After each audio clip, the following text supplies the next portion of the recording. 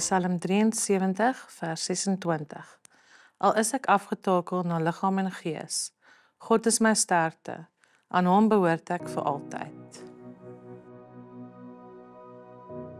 Ek is Claudia Swanepoel, nou mama van Blyk en weduwee van Johan Pikkie Swanepoel. Pik was gediagnoseer in 2015 met 'n baie rare breinkanker met die naam ependymoom. So dit kom gewoonlik in infants, babatjies en ou mense voor en normaalweg by die brainstem of aan die boopkant van die brein. Maar hy was 'n totaal verkeerde ouderdom gewees en dit het ook op 'n verkeerde plek gesit. So dit aan sy linkerkant van die brein gesit wat oor die spraakarea val, as ook die frontale lobarea wat natuurlik persoonlikheidsaanpassings kan veroorsaak. So hy toe nou 2 operasies gedoen voordat ek hom ontmoet het en hy het ook deur bestraling gegaan en ek het hom toe, is dit 2 jaar later ontmoet. En hy het my vertel daarvan en ons het net lekker begin gesels en ons het mekaar bevriend. En hoe meer tyd ons saam spandeer het, hoe meer wou ons saam met mekaar spandeer het. Die feit dat hy kanker gehad het, het my nie geplan nie, want my pa was self 'n kankerleier en ek en Pikkie het net ons lewenspad saam begin sonder enige vrees. En toe in 2020, dit was nou so 'n jaar en 'n paar maande nadat ons mekaar ontmoet het, toe het hy die cycle tour gedoen, maar by daardie het ons al geweet, ons gaan trou, ons gaan vir ewig saam wees en dit was ons besluit gewees. En hy het cycle tour gedoen en in 2 uur 35 klaar gemaak. En so 'n week na dit het hy 'n seizure gehad, 'n full seizure. En toe weet ons iets is fout. En toe die dag voor lockdown was ons by die dokter gewees en hulle sê toe vir ons, die tumor is terug en ek moes hom net daar los. En toe het ek permissie moes kry vir hom kon gaan haal het uiteindelik, so dag later. En toe het ons lockdown saam spandeer en ons troue beplan. Dit was vir ons 'n seëning, want daar was 2 dokters wat hulle vir ons aanbeveel het. Die enigste 2 dokters is wat hierdie tipe operasie kon doen. Hulle noem dit 'n awake surgery, so jy hulle sit jou onder en dan haal hulle die skedel af en as die skedel eers af is, dan maak hulle jou wakker. So hulle het die operasie gedoen en dit was 'n 6 uur operasie.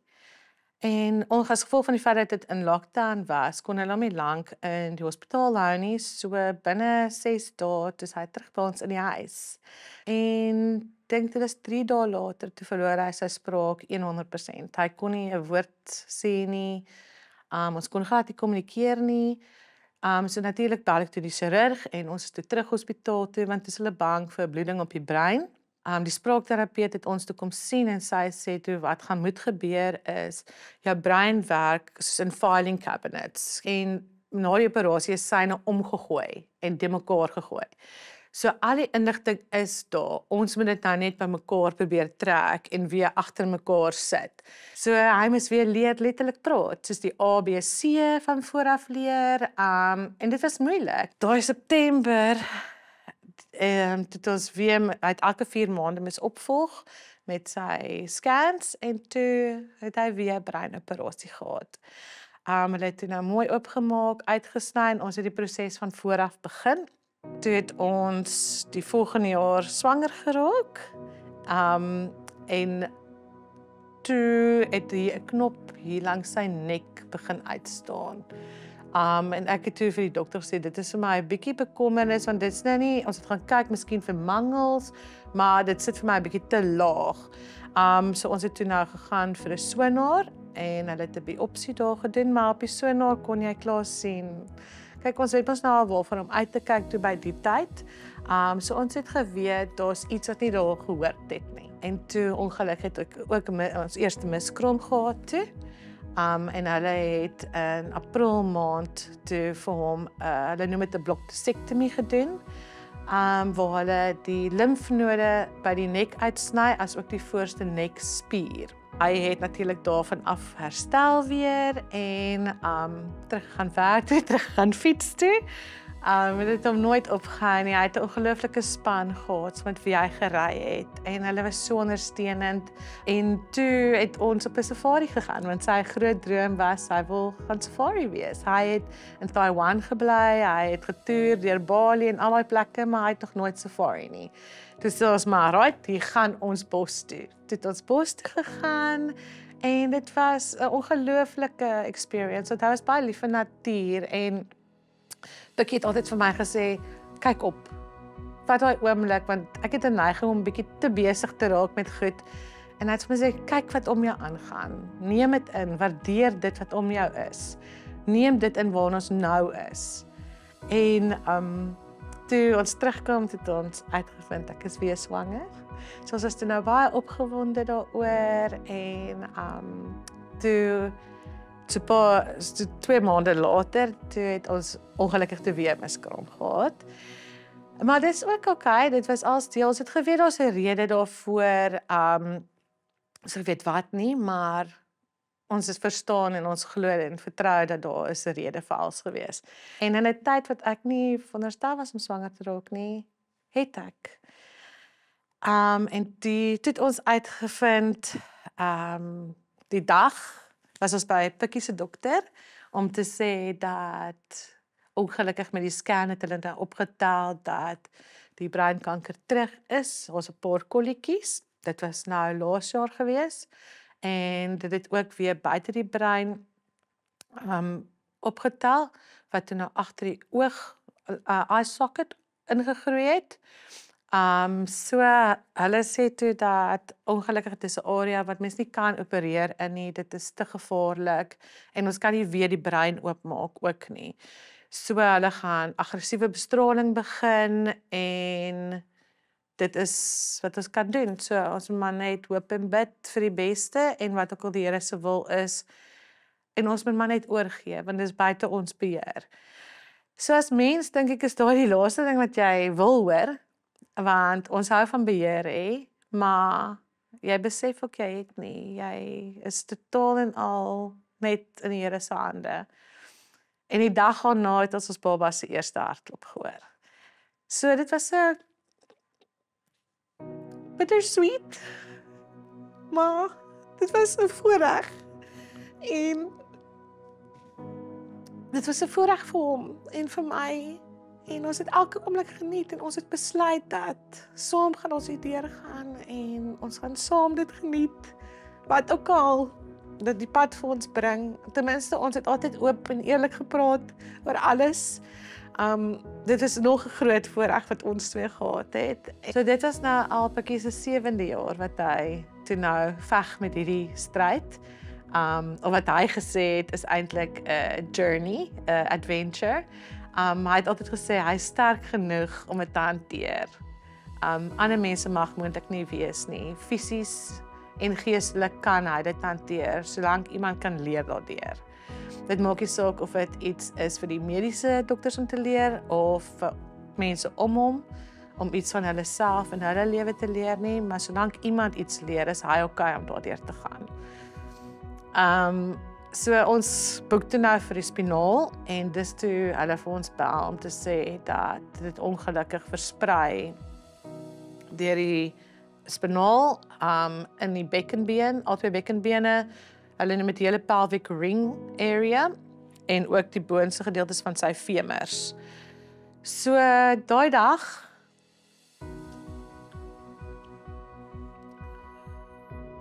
was moeilik. Ek en Pikkie was alleen by mekaar en ek is dankbaar daarvoor want ons het net mekaar vasgehou. Ons het gebid en ons het gesê dit is nou maar wat dit is. Ons vat dit van hier af. Hoor wat hulle vir ons offer en wat ons kan doen. En ons gee dit oor aan die Here. Die dokters het toe onder mekaar begin gesels en vir my gekontak en gevra maar ek moet my ginekoloog gaan sien. En ek het toe ingegaan daarso en hy sê vir my, maar luister, blyk lê reg, hy is reg. Hy is gelukkig met alles. So hulle voel net miskien dalk moet ons hierdie storie 'n bietjie aanjaag. Net vir ingeval dat Pikkie meer tyd kan hê met Blyk. So, want by daai stadium is daar nie veel meer wat hulle vir hom hulle kon niks verder vir hom doen, behalwe gemaklik hou, nie.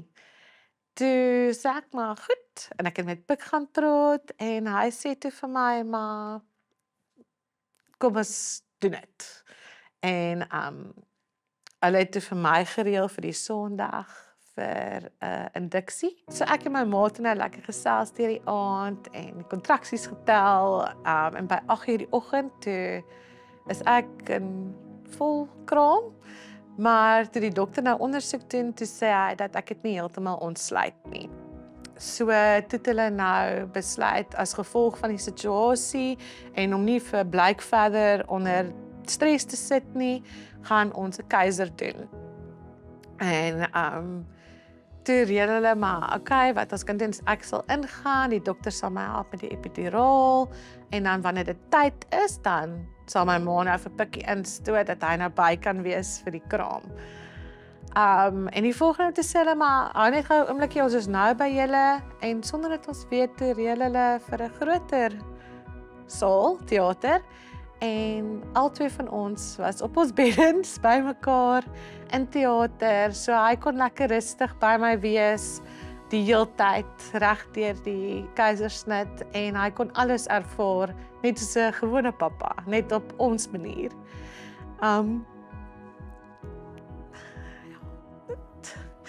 Dit is baie mooi. Dit was baie mooi en baie spesiaal. En ek sal dit nie verruil vir enigiets in die wêreld nie. Hy kon my hand vashou reg deur die proses en hy kon sy eie seentjie vashou net nadat hy gebore is. Die dokters het hom gehelp. Hy kon met hom praat en Blyk het gehuil initieel en toe hy sy pappa se stem hoor, toe hy doodstil. Ja, toe gaan ons huis toe. Toe is dit huis toe gaan tyd. Ons het 'n lieflike aand gehad en hy het sy seentjie vasgehou en gekoester en geliefies. En ons het gaan slaap, die volgende oggend wakker geraak. En kort na dit, toe ons almal op is en wakker is en aangetrek is, toe is dit asof dit die einde is. Pikkie het gesukkel om asem te haal, hy het op 'n asemhaal tye. En ek het gedink dis die dag wat ek hom gaan verloor. Ons het toe op 'n stadium 'n carrier ingekry, want ons het besef dit is 'n bietjie, dis baie vir ons om te hanteer, want op daai stadium kon ek hom nie lig nie as gevolg van my snit, en my ma het dit gedoen, so sy het hom gehelp, maar omdat dit nou deur die dag en die nag is, het ons nou iemand gekry om ons te help deur die dag.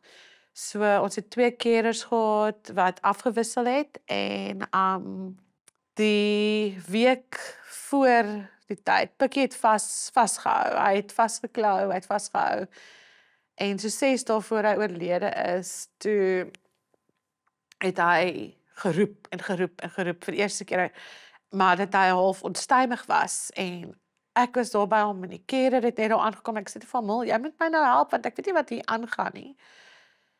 En ek sê vir hom, wil jy op, en hy wil op, maar op daai stadium moes ons hom ophelp, hy het nie self opgestaan nie, en hy roep, maar hy het vir my lief, vir my ma, van die begin af was ma, en Mil was me, en Blyk het hy Blyk gesê, en as hy nie Blyk kon uitkry het hy gesê nog, want hy wou nog hê.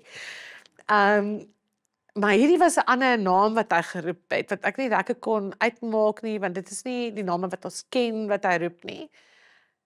En ek besef toe hy roep my ma op haar naam, Helette. En ek sê toe ook, mamma, hy roep vir ma, en ek het hom in die rolstoel, maar hy is ernstig. En toe my ma by hom kom, want hy het nou net die een handjie nog gewerk, en die ander een was nou verlam by daai stadium gewees, of lam, en hy gryp haar toe vas, asof hy 'n boodskap gehad het vir hom. En hy sê toe, oupa Bru, en dis dat my pa was Brian. En toe sê ek vir hom, my engel, was my pa by jou? En hy sê toe, ja. En hy kyk vir my ma, en hy sê vir hom, mooi, it's fine. En Pikkie het die Engels gepraat, my pa was Engelsman. So toe weet ons, van my pa het altyd vir my ma gesê, monkey, it's fine. So ons glo die Here het hom gestuur, want my pa was die enigste ander persoon wat Pikkie geken het, wat oorlede is. En dalk vir hom om te sê, dit gaan oukei wees. Ons gaan oukei wees. En ek het uitgegaan buitentoe, en dit was nie 5 minute nie. Toe roep my ma my van binne af. En toe, want Mil het al geroep en gesê, dit is tyd. En toe ek by hom kom, toe is hy klaar afgesterf. Hy het aan die slaap geraak en hy het net nie weer uitgeasem nie. So, hy was rustig, hy was kalm en hy is by die Here. So, wat kan 'n mens nou meer vra as dit? En die wete waar hy is, gee vir my soveel vrede in my hart en hoop. Besoek YouTube en tik in God se krag in my krisis. Subscribe tot ons gratis kanaal vir nog stories van hoop.